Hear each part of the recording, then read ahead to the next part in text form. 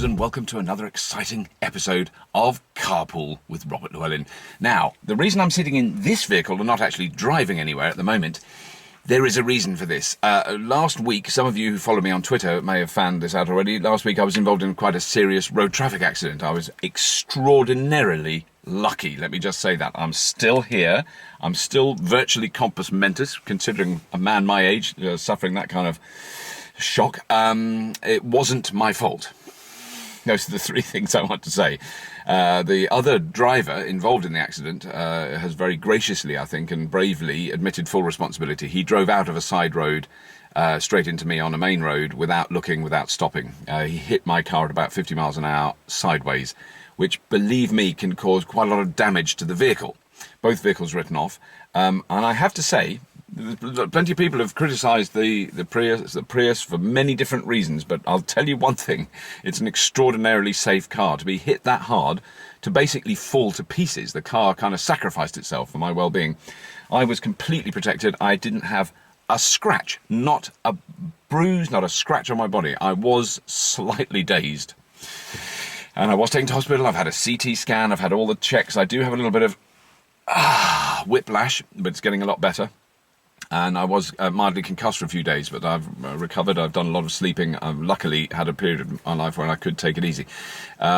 So that is why I'm no longer in the Prius. I'm not sure exactly what vehicle I'm going to be using in future. I have been given, very graciously, I think, by Toyota GB, a truly fabulous Lexus, a 450 hybrid big thing. It's so luxurious. And interestingly, today, the reason I'm sitting in this small Ford replacement car, which my insurance company gave me, the reason for that is that my wife is presently driving around in the Lexus, and I think she's rather enjoying it. There isn't any disruption. I'll still be releasing episodes every week because I've recorded so many in advance. So you'll still see the interior of the Prius on a few more episodes. Today's episode, I'm very pleased with. It is a man called Oliver James is the passenger today, and a few weeks ago I drove him from his home in the glorious rolling hills of the Cotswolds into Oxford to talk about a new book that he's just published. Oliver James is a writer and a psychologist. He's been on the television a lot. He's very often on the radio. He's often consulted if there's some sort of psychological issue in the news. He's an amazing guy, and it was a great privilege to drive him. And going back to Oxford for both of us was a little bit of a trip down memory lane. Okay, I hope you enjoy it. I don't know this village. It's beautiful. That's very impressive. Well, that, of course, I thought that would be your gaff. Typical of the Cotswolds, though. Needless to say, if you go into any village, there's usually one beautiful house where the Lord of the Manor used to live, and it's always owned by a foreigner. Right. And this one is. Is it? So this is owned by Canadians who spend about 3 weeks a year. Very common. So today you're talking in Oxford, like a seminar or what would you describe it as? A lecture? It's well, you know what these book festivals are like. You know, there's. It's a part of a book festival. Yeah. Right. So there's the Oxford Book Festival. Right. Is it in reference to a specific book you've written? And it is right in reference to the book that I written about my mother-in-law's method for managing dementia. Right. And does she have any reason to? I mean, has she got sort of her mother had it? Her mother had it. So that's why she's thinking. She's like, well, what happened was that her mother got it, and it took an awfully long time for her to work out what on earth was going on and to make sense of it. But eventually, because she is highly intelligent,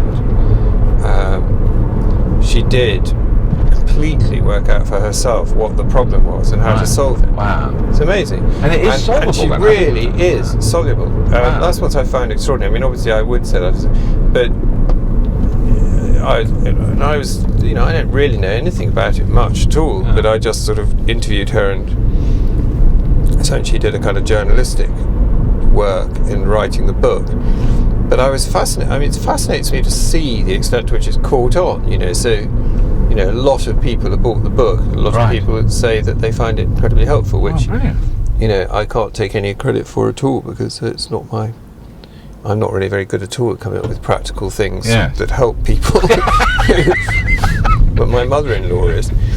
But then the book I read of yours most recently was the one when I came to the book launch of, Affluenza, which is, It was a very apposite book for me to read at the time I did it, because I'd stopped buying anything for a year. Not Of course, that, I wish I could claim that I'd arrived at this decision not from a great lofty heights of intellectual consideration, but it was in a sulky bad temper after Christmas shopping.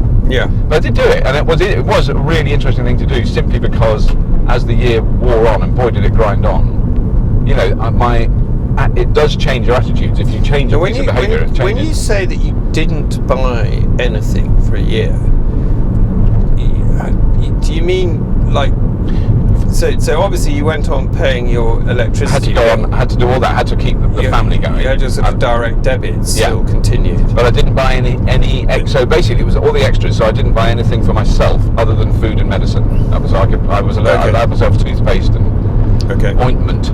Yeah. I suppose not consuming in that way, then you started to realise the psychological purpose that consumption serves for you. So, as it, for me, it's if I take nicotine out of the equation, that's for me when I really notice the extent to which I'm trying to keep my mood. My childhood, like everybody else, established a base level of electrochemistry in my brain and in my body, and that's true of everyone, that you have a sort of basic levels of cortisol, serotonin, dopamine, all these chemicals which are established as the position to which you return if nothing else is going on. Right. So if you've got no other stimulants or if there's no emergencies, if you're not particularly happy, or if you're not taking any drugs or anything, you go back to a basic level that's established through your childhood, not through your genes. Right. And in my case, my childhood was in some respects quite depressing, and so my basic fallback position is quite a depressive position. Right. And so and of course this is true of huge numbers of people. And the great majority of the fact that psychiatrists refer to drugs of solace, which are everything from chocolate to nicotine through to more obviously alcohol or illegal drugs. Right. But in fact, you can extend that way beyond drugs. The solaces that we use go into every kind of area of consumption. And advertisers, of course, are completely conscious of this and know perfectly well that that's what they're trying to do. So presumably, gadgets for you thought that it was just that you really enjoy whatever the gadgets were, that it's an interest you have, etc., a hobby, blah blah blah, and you sort of represented it like that to yourself. But perhaps I'm wrong, but my assumption would be that you would find initially that it affected your mood not to be able to have these solaces, and that then presumably you recalibrated and found other ways, just took up wanking on a grand scale, or found some other way. Exactly. I would be proud to say that it was actually gardening. Right, there you go then. I mean, I'm sure interspersed with healthy amounts of wanking, but that your book came out. When did that book come out? 2007. It came out in January 2007. And then since then, because that was still within the kind of cusp of the huge, endless forecasts of endless economic growth. Oh, yes. Really, since then, the only financial news that's ever been available has been utterly disastrous. There hasn't been any. I don't know, and I wonder how that would have affected the people you spoke to. The very successful bankers and of course the interviews that I did for Affluenza were done throughout 2004. Right, that long, right? Yeah, and we actually had 3 months off in New Zealand before so I didn't start working in earnest until probably March or April of that year, 2004, and then I went flat out. From New Zealand to Australia and Singapore and Shanghai and Moscow and Copenhagen and New York, and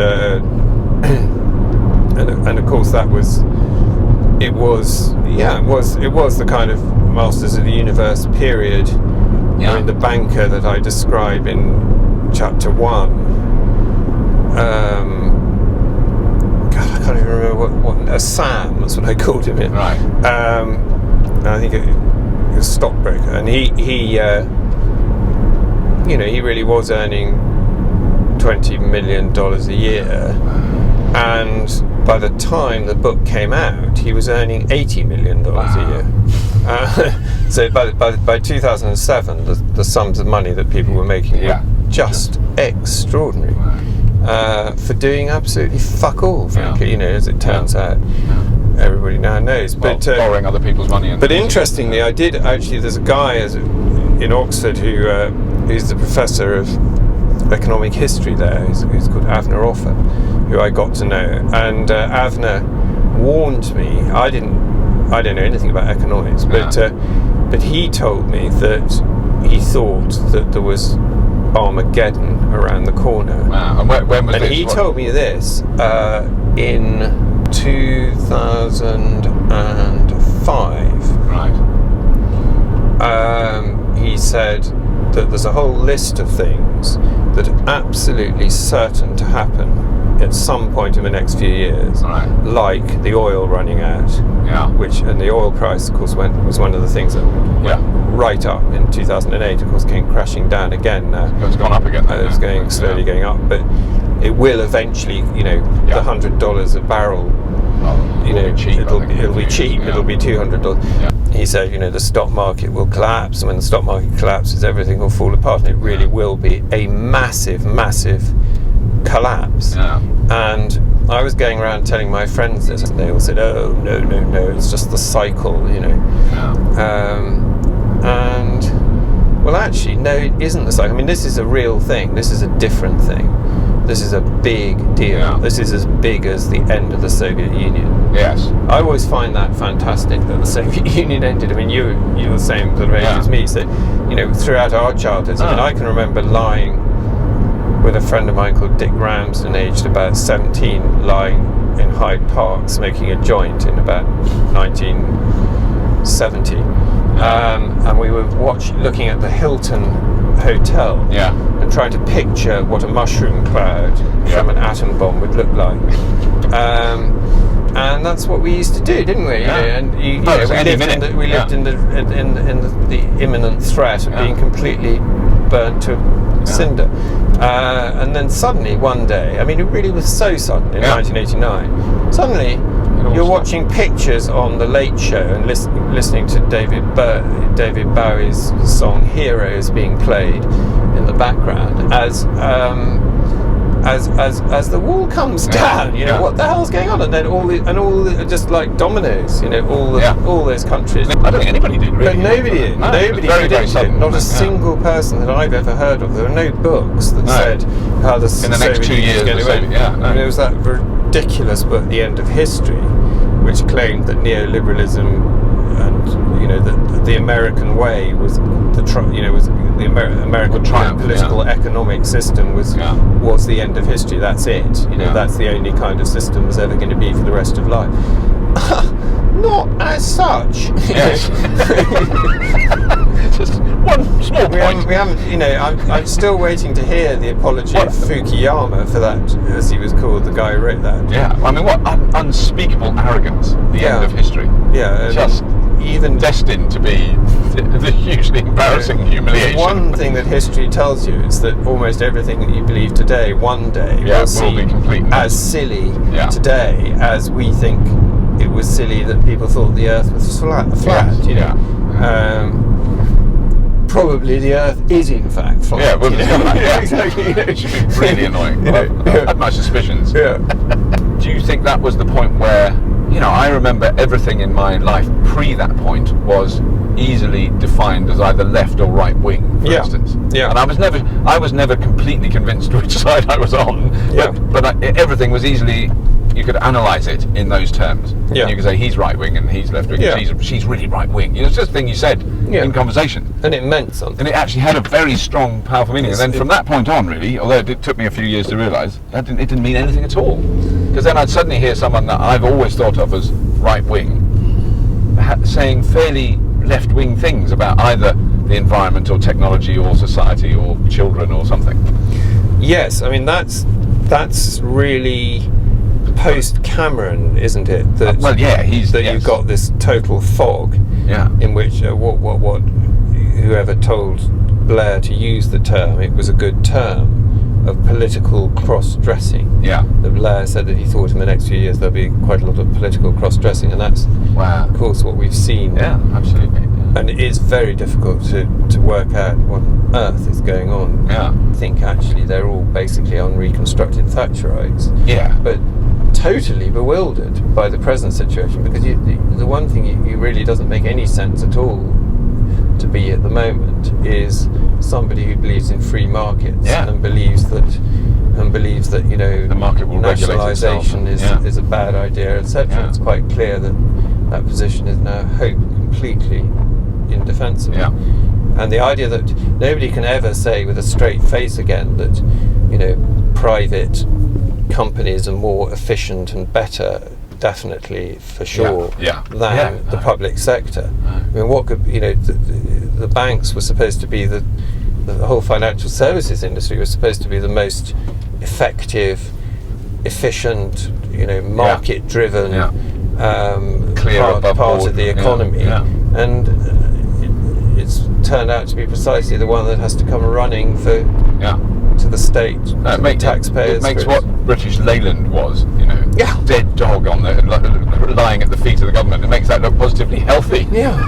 And actually, of course, in retrospect, we see that, in fact, of course, the French and the Germans didn't have a Sir Michael Edwards and never had, the wholesale destruction of the British economy that never happened in those countries, and they went on manufacturing things. The idea that globalization is inevitable, that you've got to outsource all the making of everything to underpaid, exploited workers in the third world.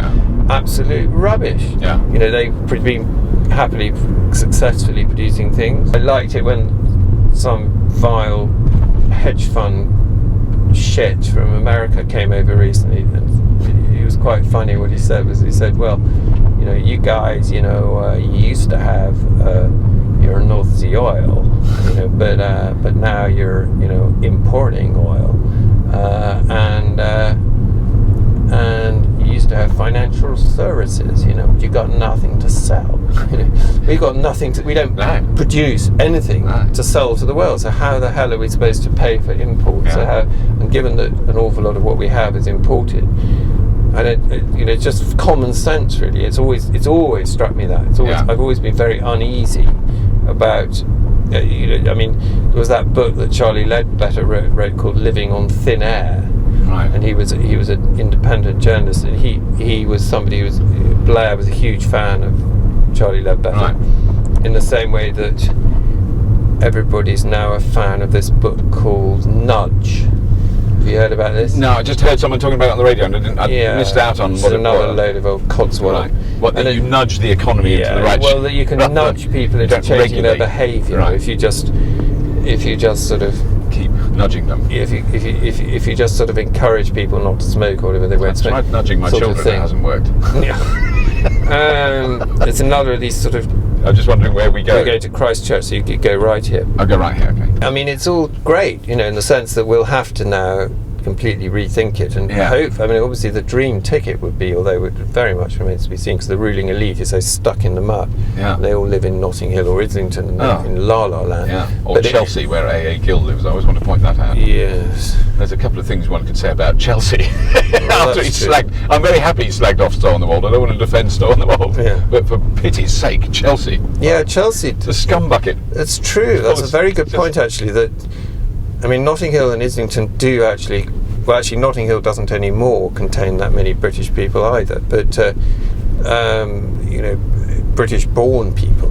But Chelsea, long since, has just been full of foreign bankers. I took LSD for the first time just up that street. That's important. Walton Street. I don't want to admit to anybody. Actually, I never took LSD in Walton Street, but just about everything else. We went into a fish and chip shop, and each of us asked you about your drug experience individually,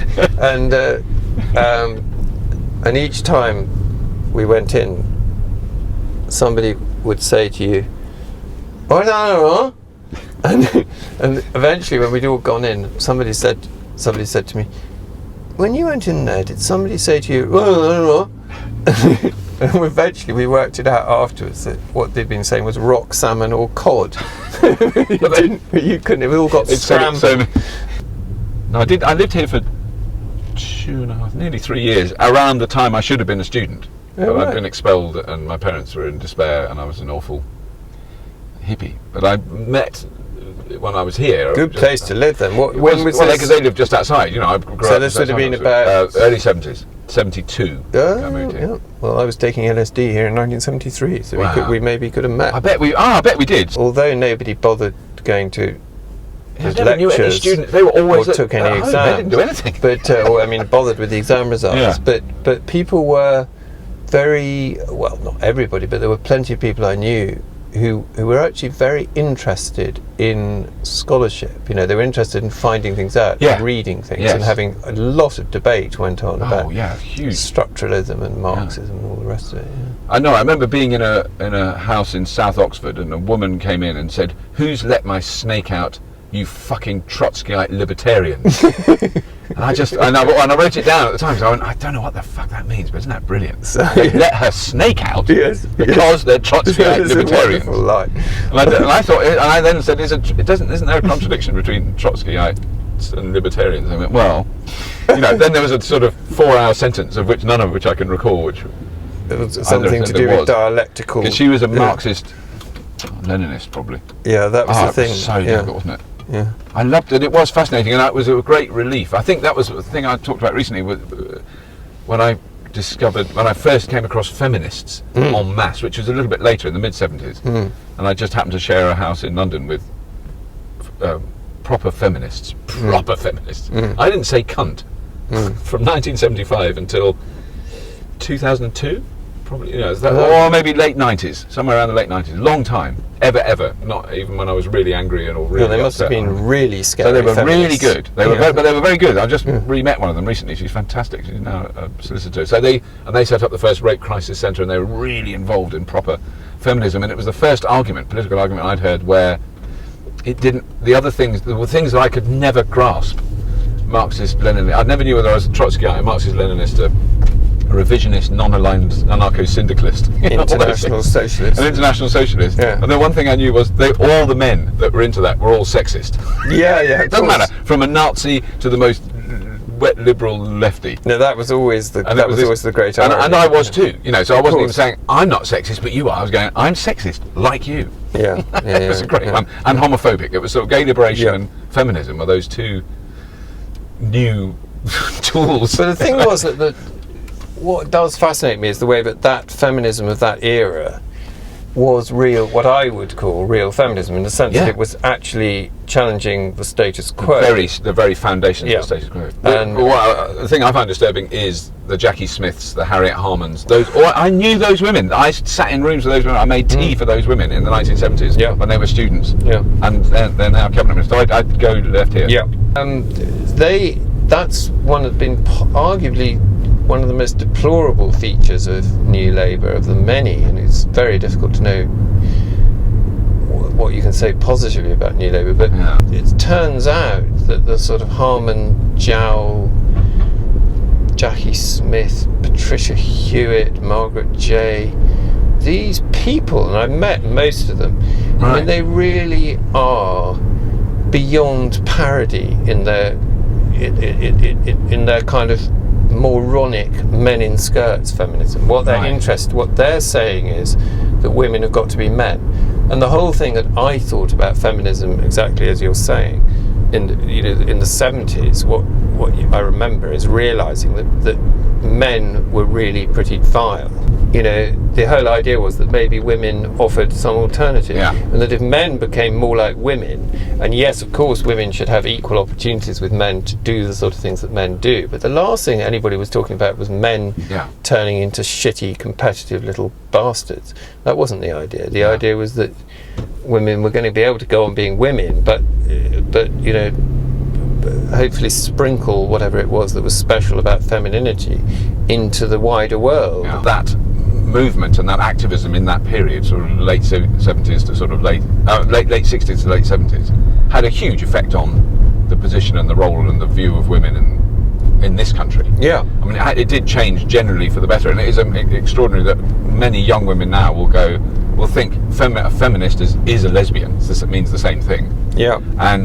But also naturally assume that they should get paid the same when they get a job, and they would get very shitty if you go, well, the job was advertised for 18 grand a year, but because you're a lady, we're only going to give you 16. You can imagine doing that now, and she'd go, fuck off. She's not going to go, oh, fine. That's all right. That's right. That was achieved. I think that although women still are generally paid less than men. But there's a huge extent to which a lot of the gains for women have turned out to be nothing of the sort. And one of the things that nobody discusses, and that is something that at some point I'm going to get down to as a serious scientific project, is actually just registering the extent to which the mental health of women in the last 30 years has declined massively. Has it? I mean, that is it is a massive problem. Not surprisingly, because an awful lot of women have all that feminism has really meant is consumerism and consumption of things that are very bad for you. So if you're a young woman and you drink shed loads of alcohol, smoke heavily, take a lot of drugs, shag everything that moves, it's not actually very good for you. It wasn't good for men, and it isn't good for women either. And that wasn't really what feminism was about. It was about having the choice, of course it was, but not actually about just trying to make lots of money for Sir Alan Sugar out of encouraging women, or for Richard Branson, out of encouraging women to do a lot of things that are bad for them. Very beautiful college. It's amazing. Brideshead. Oh, was it? Was that was shot here, wasn't it? Well, Christchurch was what it was. Yeah. I think Christchurch was. Yeah, I actually do it though. Oh yes, you see the Prius built by Toyota will do a U-turn outside Christchurch. Do you know the interesting? I mean, I just saw it again last night. The Who Killed the Electric Car? Have you ever seen that film? No. Worth watching. A lobby in California who wanted to try and cut the levels of childhood asthma, which were reaching chronic proportions in the 70s because of traffic pollution, very clearly linked. So they did a sort of Clean Air Act type thing, and which General Motors then spent the next 20 years spending billions undermining, and they eventually got it repealed. But in that time, General Motors built the EV1 electric car. I never heard about this. But one of the weird flukes was this bloody thing, because Toyota heard about that and they went, oh, they're not going to buy our cars, oh, quick. So they built these hybrid cars which used 50, 60 miles to the gallon in comparison with an average American car at the time which did 10 to 12 miles to the gallon. And today GM and Chrysler and all the rest of them on the brakes. And this Toyota in the last, this thing is still now, even today, there's a waiting list for these. And there's your free market capitalism at full bore. And they would not let people keep the EV1. They took them back. They only leased them. They wouldn't sell them. And they took them back and crushed them. And bastards. That's what that film's about. Right. Well, I better run actually. It's been brilliant. Thank you so much. It's been great talking to you. It was really enjoyable. I will. Yes, if you unplug there. Excellent. Okay. And I hope it goes really well today. And I'll hope to see you again soon. Yeah. All right. Okay. Take care. Okay. Bye bye.